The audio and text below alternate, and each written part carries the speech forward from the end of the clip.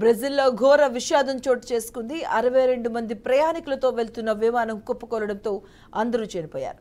ఇక సావోపువాలోని నివాస ప్రాంతమైనటువంటి విన్హెడ్లోని ఈ ప్రమాదం జరిగింది.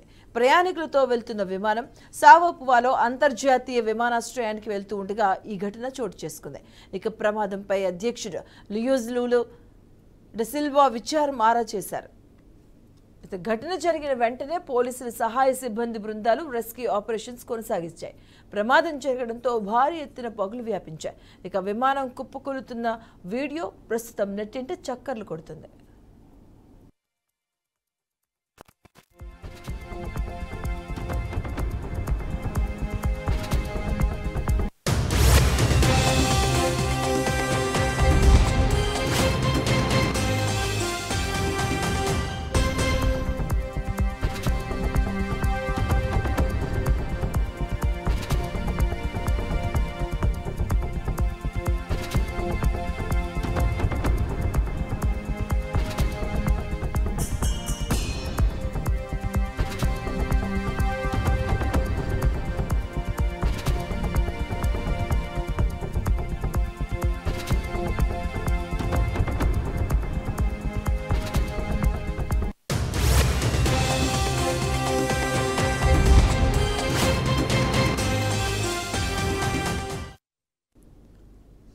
బ్రెజిల్లో ఘోర విషాదం చోటు చేసుకుంది.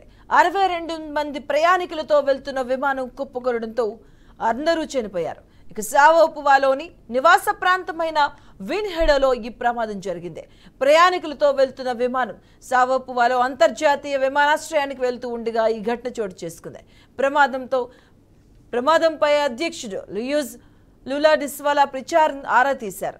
ఘటన జరిగిన వెంటనే పోలీసులు సహాయ సిబ్బంది బృందాలు రెస్క్యూ ఆపరేషన్ కొనసాగించాయి. ఇక ప్రమాదం జరగడంతో భారీ ఎత్తున పొగలు వ్యాపించాయి.